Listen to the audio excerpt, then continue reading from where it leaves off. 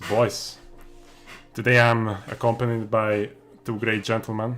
One of them is my good friend Lesko, and the other one is the person who I think I tried to invite first for my podcast, but back in the days he said that he's occupied, but now here he is. It's the man with the latest anime gaming news, Globku. How you doing? Good, thanks for the invite. So I'm not your friend, huh? I mean, oh. I mean, that's how you're starting this. Introducing my friend and the other guy. So I appreciate that. And we can be friends. Oh, okay. If you want. So, yeah. No, thank you. I'll pass. Oh, okay. Okay. So, I remember that, like, back in days when I sent it, I was like, he's not gonna accept, but I'm just gonna send it anyways. Like, let's try. Yeah, shoot your shot. Yeah. It's like, then I see a reply. I'm like, wait, what the fuck? I got a reply. Then I saw that you didn't accept, but I was still hyped because you at least replied. So I was fine with that. So yeah, that's right. So yeah, today I've been thinking about talking about basically gaming communities, like mostly about like arena fighting communities like Demon Slayer, Storm, or maybe My Hero as well. I don't have much experience in that. But yeah, like that's why I'd like to talk about. So, but first, Globku, what do you think about the rumor about the Storm, or like about Storm games in general? Like, what's your opinion about them? My opinion about Storm games in general is, I mean, they're primarily story games, right? Yes. Yeah.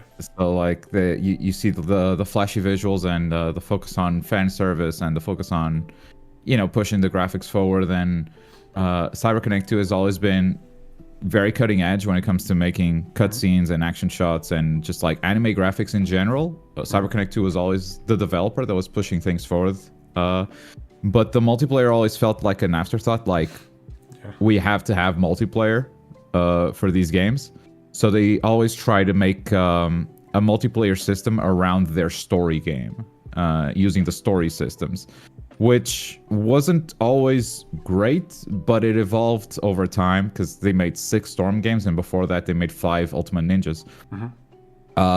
Over time it evolved into something that the community could actually enjoy and play.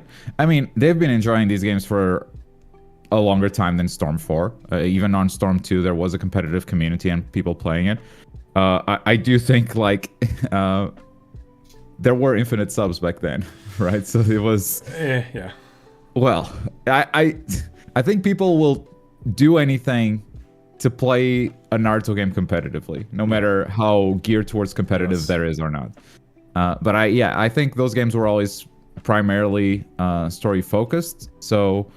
multiplayer-wise, they could always be better. They could just always, benefit from a different focus of the overall game. But that's never the game that CyberConnect 2 was doing. Regarding the rumors of Storm 5, yeah, I think they're true. Not only because of Senju, but because of other interactions I've had with other people. So I think... yeah, I think those are true. Regarding the new competitive focus, because Senju did an interview with Q. Yeah. And he said that this Storm 5 was going to be more competitive focus. I have no info on that. So, yeah, I can't confirm or deny that. But I have no idea what that means.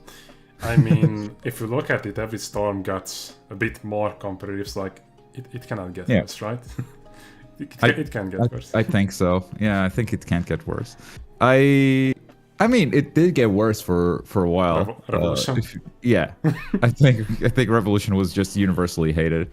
Even on Revolution, you can see the attempt at making a more competitive game there, because they were like, okay, we have too much bullshit, so let's have players try to choose one of 3 types for their characters. So we're limiting the bullshit a little bit. Let's add the counter system so players can just be rush down all the time. But then they made the counter way too powerful and everybody hated it. But because it was like a way to counter rush down, which previously there wasn't any, they sort of kept it for Storm 4, changed the effect. So yeah, they've been learning over time. I had no idea that CyberConnect 2 was such a capable developer in making competitive games. Because my experience with CyberConnect 2 was mostly Storm. Then I played the JoJo All-Star Battle game, and it's like, wait, these guys can do a fighting game, actually. Demon Slayer came out, and it's like, it's got competitive balance, you know? It's got characters with different movesets, it's got, it's got the things that you look for in a fighting game. Characters that are stronger in neutrals, characters that are stronger in pressure and guard breaks, characters that are stronger in combos. It's got those things. The balance isn't perfect, but that's something that balance patches and updates can fix. It's not like the game is broken at its core. So CyberConnect 2 can do it, which leaves me excited for like what a competitive Storm 5 could be. But I have no idea what CyberConnect 2 means when they say we're going to make it more competitive. Like, are they going to go all out? Or because if they keep a lot of the systems from the previous Storm games, they can't go all out competitive. Like, it just doesn't work. Yeah, I think I told this to Lesko as well, that even if they want to do the same thing, I hope they do it, they make the engine from the ground. So like, there are a lot of things, and I even listen to Keon's streams and like other people's videos and stuff. People for some reason are asking for a broken game, and I don't know why. So like, how are we expecting the game to be balanced if we want that the game out in a broken state? Like, why don't we just want it to be, you know, delivered at least similarly like Demon Slayer? Like, well, I think I can speak to this because I've asked for different things in the past as well. When I was covering Storm 4, this was before I was covering stuff on my channel. I was covering it for TGN, not TGN Anime even. Like, this was before that. They flew me out to Gamescom, and they were showing Storm 4 for the first time. So I covered that game, and I remember at the time, I hadn't dived deep into any fighting game or into a competitive scene like that. So all I wanted to see was the stuff that I liked from previous games that were removed later. So I wanted to see jutsu clashes coming back. I wanted to see wall fighting coming back. And a lot of fans still do want those features because, no, that's what Naruto is. I want to be able to fight like the Naruto characters in the Naruto game. That stuff is all really bad for competitive. That stuff is like a nightmare to balance, and yeah, I don't think players realize how bad of a multiplayer experience they would have if all those systems were in there. I guess you're clearly referring to the multiplayer. I mean, the online multiplayer experience, not the offline. In this case, I think even the offline. You're talking offline versus. Yeah, because those things you mentioned are from. I mean, they have been designed to be in the previous games before Storm. So, for example, the game where I come from, actually all the Ultimate Ninja games before Storm. The final one, we are not talking about Akaru 3 on the PSP because just say it doesn't exist. It's a good it's a good story-based game, and it has a lot of influence. I mean, it has a lot of new mechanics which have been implemented for Storm 1, but especially for Storm 2. So it has a lot of, let's say, beta things in it. But Akaru 2 has all of those you mentioned, and it has been perfected in a very genuine way. So but that is a different kind of game. Like, you're talking about a 2D game where you can like swap between planes and not a full 3D arena fighter. They're never going back to that 2D format. I don't think they should. It would be awesome for previous players who like that kind of style, but it all depends on the game design, and it means a lot. I mean, as Traitor also mentioned, regarding, let's say, engine-wise, if Traitor would like something to be built from the ground up, then it will be something entirely different from the previous Takaratomi engines and their own internal engines, and let's say Demon Slayer's Unreal based engine. So if we would like to see something completely different, then it will take a lot of time at first, and they have to build. They have to design the game to be very different, and all those things you mentioned regarding the previous Storm games what I like about them is that they, especially during the Storm era, when 3D animation was highly in focus, that they dare to change. That's what I loved about Revolution, because it tried to revolutionize something, Right. at least on their side. And before that, it was Generations, which was weird, but also it was something they were trying to do. So I respect the hell out of Generations, actually. I think it was a great game. In a competitive sense, they just didn't want to do anything. I think it was the other way around. Oh, really? I think, yeah, content-wise, that game isn't great. So, like, you're not getting a lot for your money. But that was the game that added a ton of systems and mechanics to the combat system that would carry over and make Storm 3 the game it is. Like a fan favorite. Right. That's the game that added the sub gauge and made it, not infinite subs. It made it a resource that you had to manage. In my eyes, actually, I think the Storm 4 is the best game overall. Regarding mechanics, my favorite is Storm 2, because it stopped at a certain point with the it was the final iteration of the infinite substitution system. Yeah. And regarding combos and jutsu phenomena rather, it actually showed something which it had its own limits.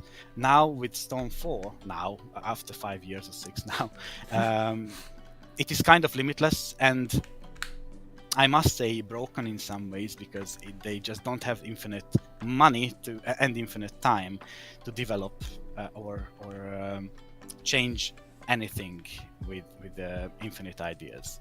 They really need infinite money to do that, and under Bandai Namco's publishment, it is almost impossible. It's not their fault, or maybe not anyone's fault, but it's a very difficult task to do, I think. I think even looking back at 2016 when Storm 4 came out, I don't think video games are developed like that anymore. There's always some kind of longer time support, which was never the way Storm games were developed. They would, ship a game, and then there was like a maintenance crew left behind to patch some bugs and whatever, but the main team was already working on the next one. With Storm 4, I think people felt that more because there was nothing else that they were working on, but that game still operated within those parameters, sort of. I think nowadays there's always like some form of long-term support planned even before release, because that's just the standard nowadays. So we're seeing Demon Slayer patches, and I think we're going to see patches for Storm 5 as well, because it's just going to release in a different environment, sort of. On the other hand, keeping up the hype from the publisher side, I mean from the creators of the game, which is also heavily influenced by the publisher, it is something very strange. I mean, these days the task to keep the hype up is almost impossibly difficult. The reason why I'm saying it is that no matter what kind of genre we are talking about in the video game scene, a game only lasts for 1 month. Its hype only lasts for 1 week, and now here comes the challenge. Like, for example, Elden Ring just came out. It had a huge hype for 2 weeks. Other than that, people, it is all based on. I mean, from now on, its reputation. It is all based on the people, how they spread the news, how they spread the greatness of the game, and I'm not just talking about Elden Ring, but in this case, you can understand, I think. Mm-hmm. And Elden Ring, just to stay as an example, is a finished game. They have at this point they have no intention to expand it anywhere else, and no one is talking about Elden Ring at the moment, because it is a masterpiece and it will remain a masterpiece. How can you keep the hype up for something which is finished, which was designed to be finished? We can imagine that in 1 or 2 year time they might release an expansion for that kind of game, but then what? two weeks of fame again, and then you have a huge amount of other new releases and other releases which also have a huge reputation and hype and Twitch streams, everything else. So I think it's very difficult for a game creator to design a game which can last long and can be hyped long, if I can say that. Maybe hype is not an option or not even relevant anymore. Like, we are not talking about Demon Slayer on a day-to-day basis, because there is nothing to talk about news-wise. We know what will happen from summer because we received some news. Other than that, we have seen the new anime episodes. If someone is interested in the musical or the manga releases, there is also other content, but it's not directly related to the video game, which is finished by itself, but it's difficult to talk about or guess about its future because we don't know what their intentions are. Oh, just one note from me regarding anything which can be a new Storm game. My wish is that it will not be a direct continuation of Storm 4. And I also mean that it would be great to see a new Storm-like game from them without the direct support from Bandai Namco, because the CyberConnect 2 is a self-publisher now. They proved it with Kakarot. Now with what? No, they didn't self-publish Kakarot. That was Bandai too. No, that was Bandai as well. The only game that CyberConnect 2 self-published was Fuga. So like they're not doing anything big budget on their own. Actually, yeah, you are right. I think about regarding Europe, because in Japan they are self-published. In Demon Slayer's case, they had to, and I think it was a good choice to had to deal with Aniplex, and in Europe they are in co-op with Sega Europe, but they can be self-published, and I think it will.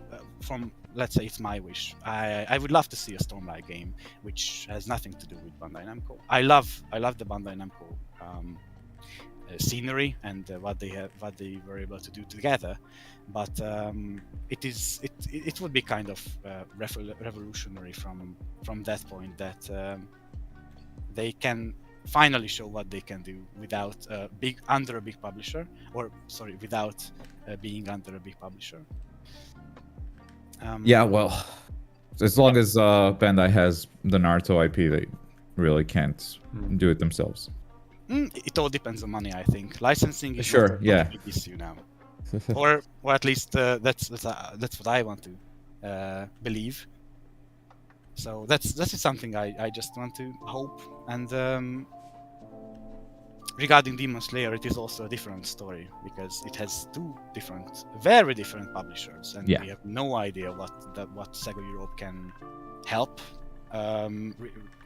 other than distributing the content to Europe and to the Americas in that sense. In Japan, Aniplex does everything, and it's a very good connection because they get directly everything from the animation department. Exactly. So it's a wonderful cooperation, I think, and I really hope they have all the opportunities regarding animations as well, because the production of the animation is heavily based on CG, and I think it's a good connection in the end, and it requires less work for any kind of expansion for Demon Slayer in the future. Yeah, and just staying on Demon Slayer, I feel like that.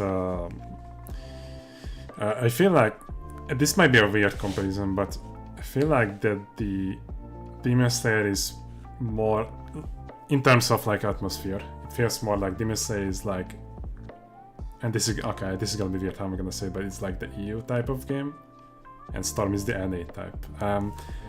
And I might get some hate for this, but Explain. That's an interesting take. No, I'm curious.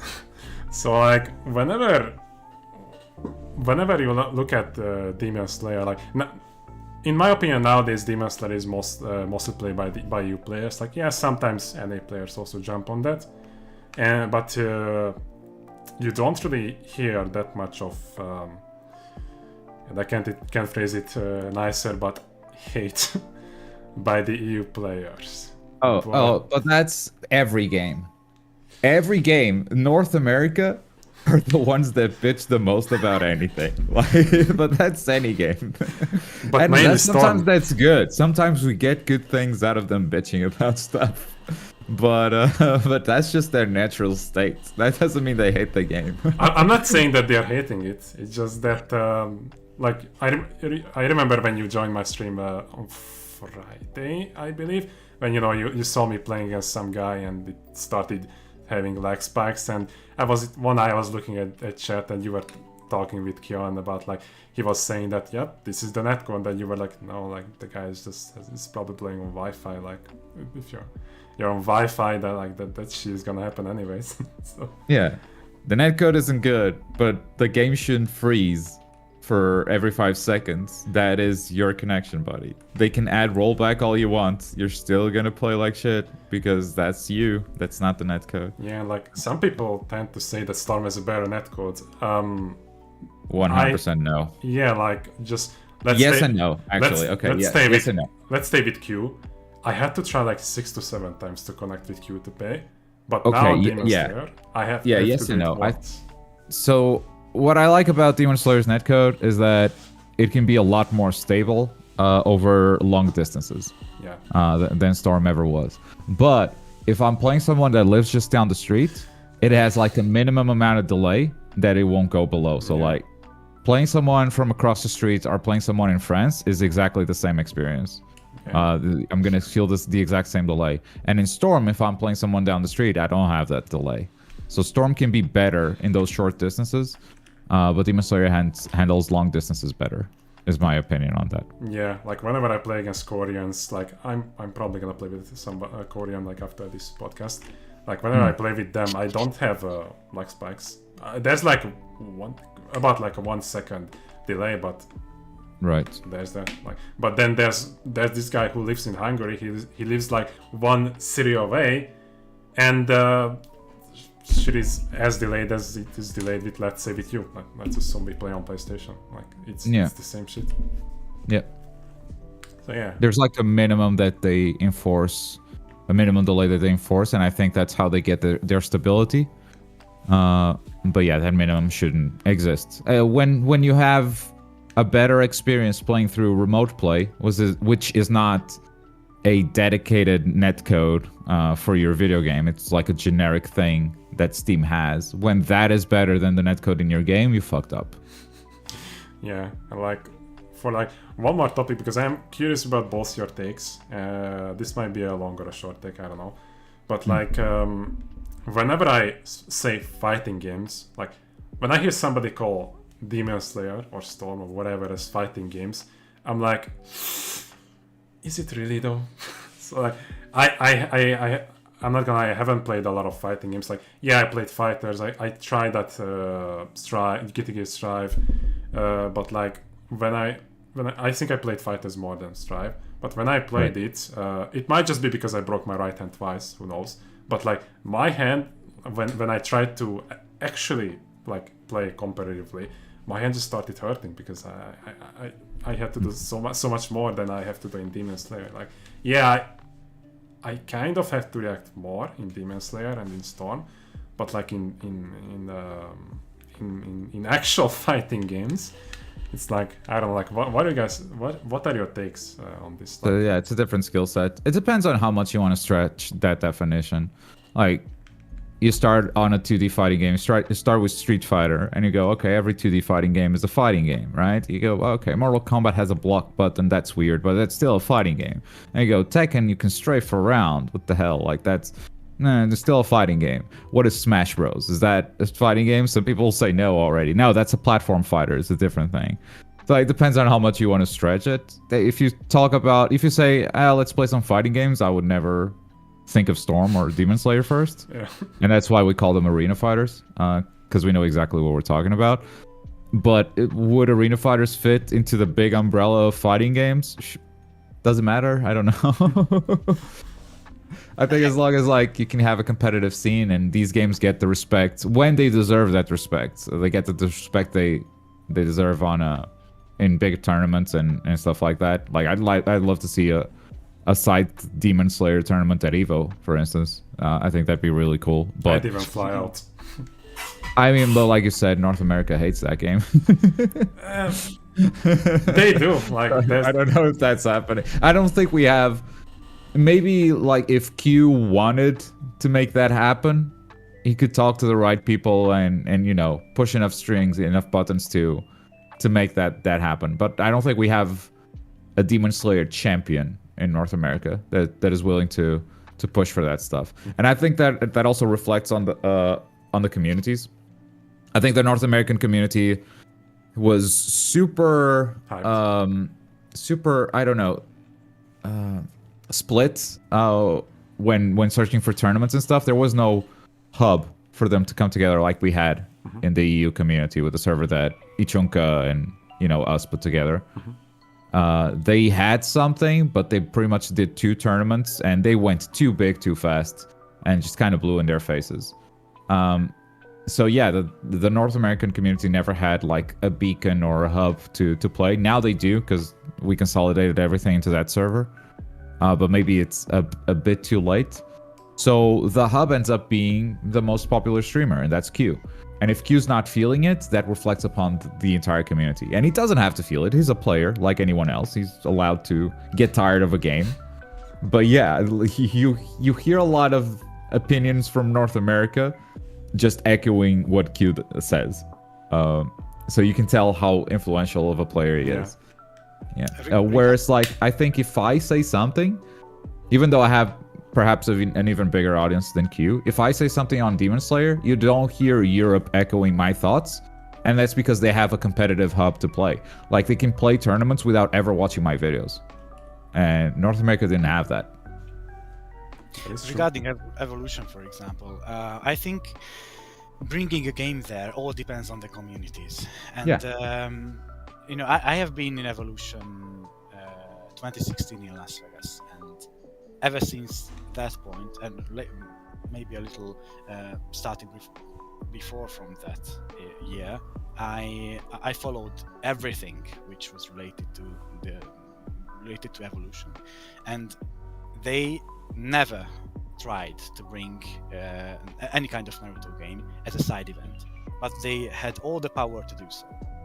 And this is unfortunate because we, from Hungary, traveled to all the Evo Japan instances, twice to Tokyo and once to Fukuoka, and we brought 2 Naruto games there and we challenged everyone who was interested, and we even sent messages in advance to call, or at least try to call, all the people through CyberConnect 2 as well, that we will be there on Evolution, or Evo Japan specifically, and if you want, then let us see your skills. And we met some Storm players and some players from the PS2 era, which we also presented for 3 years, and the people there were just nostalgic players. They were not really into the game, which is not bad. But what I want to say with this is that it all depends on the communities. Like Globku, you mentioned the United States players. They had all the power to have a side event from any kind of Storm game on any Evolution, but they didn't do that. It all depends on, I think, how a community can express themselves. Like it needs a leader, it needs people who can organize other people, it needs a lot of money, just to never mention that, to travel to Las Vegas, for example, and then to make all that happen, it needs a lot of effort. And if there are no, let's say, leaders who can and I'm not talking about streamers or influencers on the internet, other kind of people who can organize and who want to organize, and that's maybe the key point, that most players are not organizers, and they are not think of that way as tournament organizers or people who want to make things big. In some sense, players just want these kind of things to just happen, and it is not. I think it's a good idea and a good thought, but to make it happen, it takes a lot of effort, and it's a difficult thing to talk about, and I think, and it's even more difficult to realize all of these, and to have the passion to do that. Luckily, regarding Storm, we have a small community and still the passion to bring tournaments, especially in Hungary, but open for anyone in the world. But let's say in closer borders, that's it, to Europe, for example, and we had the instances to do that. It was really great for the past 11 years, but it needs people who can do this and wants to do this. It's maybe even more important than the ability to do so. And it requires a lot of money and an infinite patience, especially for Storm-like games where it is very difficult to standardize the gameplay for competitive, not competitive, for tournament purposes, because that's a different story. Standardizing something to make it tournament based and trying good solutions or experimenting with things for proper punishment during a tournament. Like anything can happen, and the proper punishment is also required, and it's also a not easy thing to do without repercussions. So it's not an easy thing. I think that's why Storm Championship Season 2 will not come ever. It's never gonna come. Like, because we this T-shirt is from the first season. Like, I was there. I got the one and only season, yeah. And Traitor, you and I, we know very well how it turned out. I met Genji there, by the way. Come again? I'm saying this to Globku. I met Genji there. Oh, okay. Genji was there. Yeah. That was a strange tournament, but at least it was good for Europe. And I don't know, they just didn't have the power to do anything to continue that. And also, it is something I know from the past. There is no one who can push that, let's say, car or train or whatever, or cart. There is no one to push that any further, because the person who arranged the season 1 is no longer at the company. So and again, if there is no people who has the passion and the willingness to do something bigger than just a regular in-house tournament, then it will not happen. And it's also true from the publisher scene. Like season 1 had a good couple of people who wanted to arrange that tournament with all its repercussions and online qualifications and so on through ESL. It turned out what it turned out to be. In the end, the person who could arrange it again is no longer there, so it will not happen again. Yeah. I'm just hoping that we are gonna make money this year. I just hope COVID doesn't screw us up. Like, funny thing is, Silent actually asked me yesterday. He said that if we make one, he's flying out. He's an NA player, by the way. You got one player. Yeah, Smoothie. So Silent said it. Smoothie back in the day said it. Ichiban also said that he would love to come here. I know the same. He would probably fly anywhere. Yeah, so for that kind of thing. And there are a lot of people around us. Like, I think Charismatic is from Romania or Serbia. Yeah. He's Romania. Romania. Yeah, like we're gonna have at least 12 people, and sure about it. But like the people who come from other countries, like, who knows? Like, if it happens, I'm gonna talk about it a lot on my Discord or my YouTube. Who knows? Maybe you would be also interested in Globku. Who knows? I wanna learn more about Storm competitive, and that's one of the things I have planned to do over the coming months. Is just getting better at that game. Storm not 4 to be a top. in general, or? Yeah, Storm 4. Not to be like a top competitive player, but to be able to understand it better. Because every time I watch top level gameplay, I'm like, I can't follow this shit at all. I just can't follow any of it. I don't know what's going on. Yeah. It feels like every player is guessing all the time until someone runs out of subs and then they start playing. And maybe there's like a degree of guessing in there, but maybe I also... It's the same feeling that I get when I'm new to a fighting game. And like from the outside, it's not hard to follow 2D fighting games anymore. Like I've played enough of them to know what's going on. But if I'm playing in a fighting game for the first time and I play against a really good player, I have no idea how he got through my guard. I have no idea what opened me up. And that feeling of confusion, that goes away with the experience. But that's exactly the same feeling I get when watching competitive Storm sometimes. So yeah, that's one of the things I'm going to be doing. Because if I want to cover Storm 5, I need to understand Storm 4 better than I do right now. I think Blako can probably help you out with that. No, I don't want any North American player. I gotta find someone else. Then you should hit up Poison Hinokami. I know the guy. He's a very good. And also maybe I don't need the best. You know, he's not the best, but he's a very good teacher in my opinion. He's also a good friend. He also came down to the local tournament, by the way. Fun fact: I met him in real life. It was so cool. Yeah. So yeah. But like nothing against North Americans is just the netcode's gonna be a nightmare. Yeah, understand. I don't want to deal with learning a game plus having to deal with the delay. Yeah. So yeah, and like I was even going to talk about, we were talking about fighting games and Naruto Storm tournaments, and the conversation went a different route. But like I was going to bring up the example of GNT4, Gekto Ninja Tyson 4, which was for a long time a side tournament at Combo Breaker.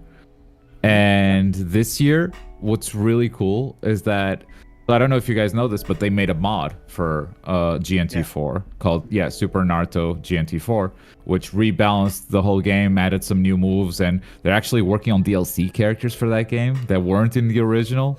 And like this is a fan-made project, and instead of having a GNT4 tournament, now they're gonna have a Super Naruto GNT4. They're having a tournament for a goddamn mod at Combo Breaker. Like, if they can do this, it's all up to the community, like Lesko was saying. It's all, if you can have a fan-made mod as a side tournament, yeah, you can organize yourselves and make it happen with Demon Slayer or Storm or whatever. It clearly shows how much they love it. Yeah. It's a very good example. It's a fighting game, so maybe it has like a different way in, and there's still a lot of stigma when it comes to arena fighters. Some of it is deserved, but also like each arena fighter is its own game. So not all arena fighters are cash grabs and mashy. Like that's the reputation for all arena fighters. But yeah, it's totally possible to see them more as fighting games if they penetrate this space and we start having some more side tournaments at bigger events.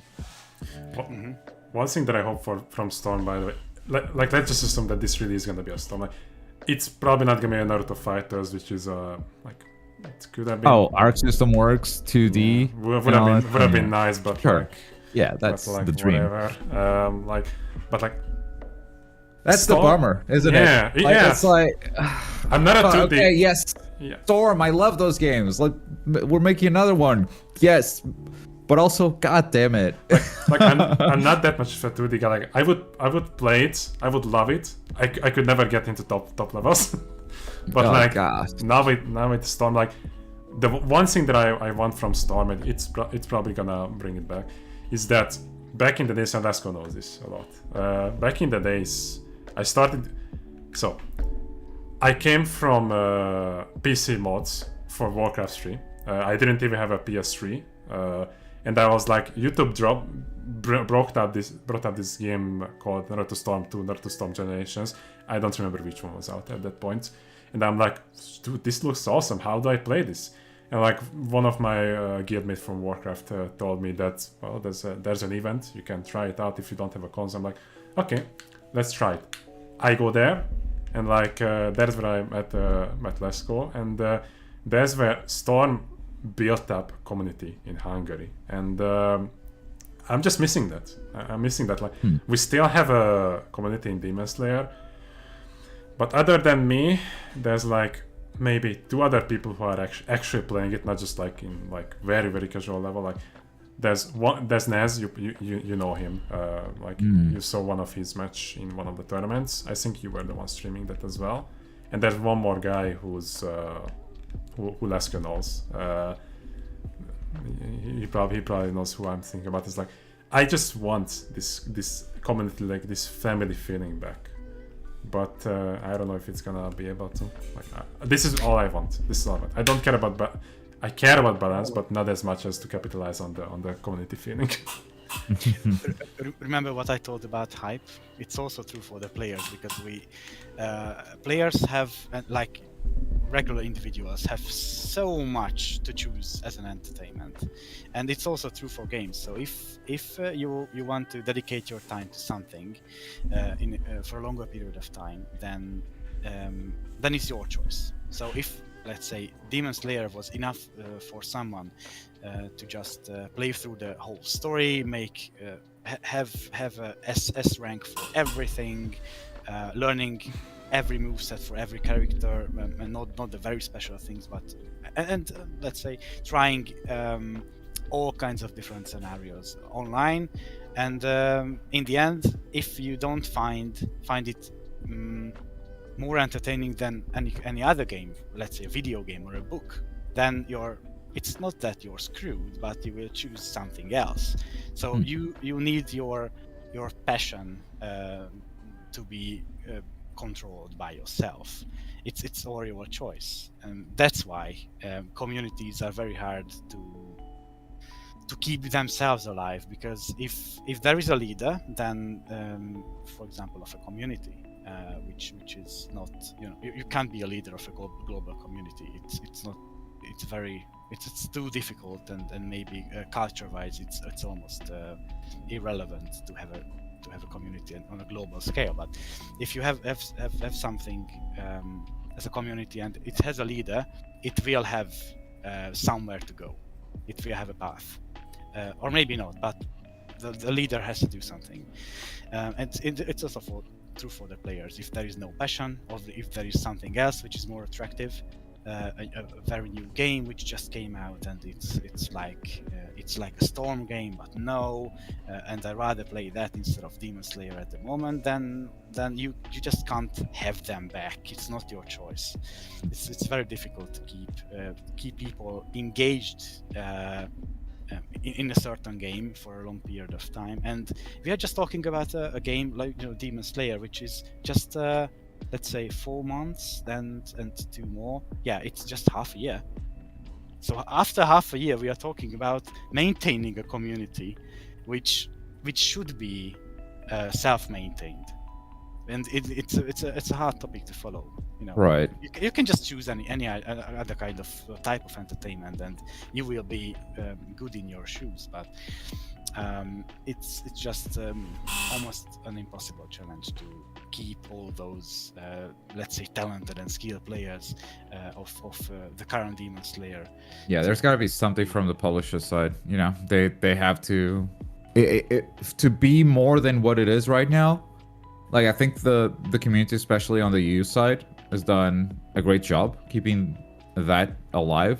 The Kizuki Blood Battle series was something that people could look at and say, okay, there's a series of tournaments, you can qualify for finals, like there's a path here that the game will be alive during this period. Until we get to the finals, there's going to be tournaments, there's going to be a reason to play and improve at this game.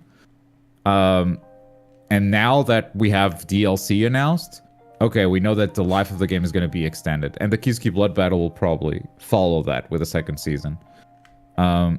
But for the hype and keeping the community to be even more effective than it is right now, instead of a Kizuki Blood Battle, we need Sega or Aniplex to step up and create their own tournament series. I love that. But like this is like best case scenario of what a community can do with Demon Slayer. I think they just killed it, right? I mean, I did some work there too, so maybe it's not just they, but I'm trying to stay humble here. Like it was a lot of work that I just pushed off and said, no, you take care of this. Like, no, you develop this. And Ichunka mainly was the biggest person responsible for that. Yeah, he's popping off on the Discord. Like he like it.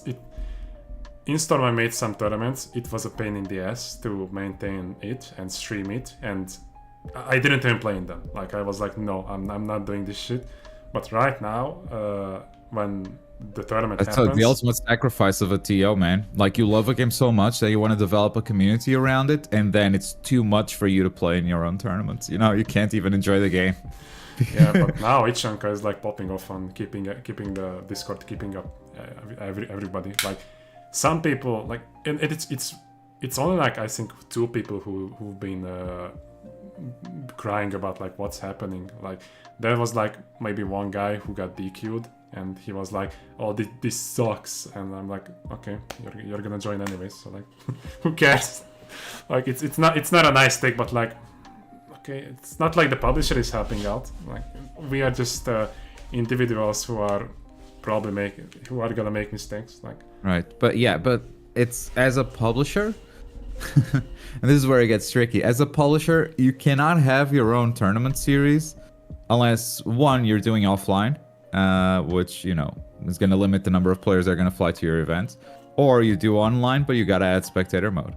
Like, you cannot have an official tournament series and not have a way to spectate games. Like, that's just you outing your own game's flaws in front of the world. And putting money to show the world that you cannot do a spectator mode, right? So yeah, that's where it gets tricky, and maybe that's one of the reasons why. But maybe there's also hope for the future. I think one reason why a lot of players are putting a lot of time into Demon Slayer is because they know there's going to be a sequel. Like Demon Slayer is the most popular thing ever, so as the anime continues, so will the games. And they know that CyberConnect 2 doesn't just accept these deals to make one game. Mm-hmm. They usually, when looking at IPs, they look at what they can do for the next 10 years. So I 90% sure that CyberConnect 2 is working on a Demon Slayer 2 right now. And there's probably going to be 3 or 4 games total down the line. So for players, this is like I can jump in early and get good at the game right now and keep up with the series as it goes. And like if there's a competitive space for me to express myself as a player, like I'm gonna have a long time to do that. Mm-hmm. And that's something that I think keeps hopes up, even if there were no balance patches anymore, even if there were no updates. Like you know eventually there's gonna be another Demon Slayer. Yeah, and one thing that people should look differently at the game, like I don't think we said anything bad about Demon Slayer right now, except the spectator mode, but we are not just having rose-tinted goggles. Like we know that the game has issues. Like, and the thing is, can't select Natagumo Mountain in the official tournaments because of these things. Yeah, can you like, imagine? This is sadly not a game that can, in my opinion, this is not a game that can be a main game for somebody. Like, oh yeah, I wish it could be. But it's not, and this is probably one of the reasons why a lot of NA players put down the games, because they wanted to have this as their main game. And like this is how I look at it. I played at the same time, it's got to be your main game if you ever want to beat Heliaster or Charismatic Evil, right? You can't have this be your side game and then expect to beat those players. Yeah, but like when somebody's feeling burned out, okay, just play another game next to it. Like play, I don't know, Elden Ring. It just came out. Like that's a finished game. Like okay, so this is gonna be completely off topic, but my opinion about Elden Ring is that whether somebody likes Souls games or not, this is a game.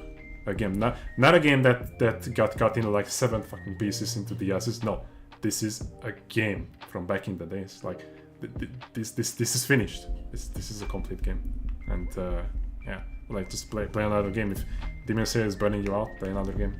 You can come back here later. Yeah. Sometimes the excessive bitching about a game doesn't make sense to me. It's like no one's forcing you to play this, dude. It's not like this is having. Sometimes I feel the Q pain. Like he was complaining about the game for a long time, and I felt his pain because it was like, if you weren't streaming, I know you wouldn't be playing this right now, but you feel like you have to. because that's where the audience is. So it turned into this negativity bubble that wasn't healthy for the community or for him. But yeah, and eventually he found DNF Duel and he had a lot of fun with that and like jumped into fighting games that way. Now he's playing Persona. I think I saw him play FighterZ yesterday. Yeah, played FighterZ yesterday. Like, he's jumping into fighting games now. That was his gate. Like, being sick of Demon Slayer is what got him into fighting games. Yeah. Just funny. Yeah, it's for me it's been funny for to do Demon Slayer though. Like, I think Demon Slayer is probably the game that I probably grew a lot of. Like, both on YouTube and on Twitch.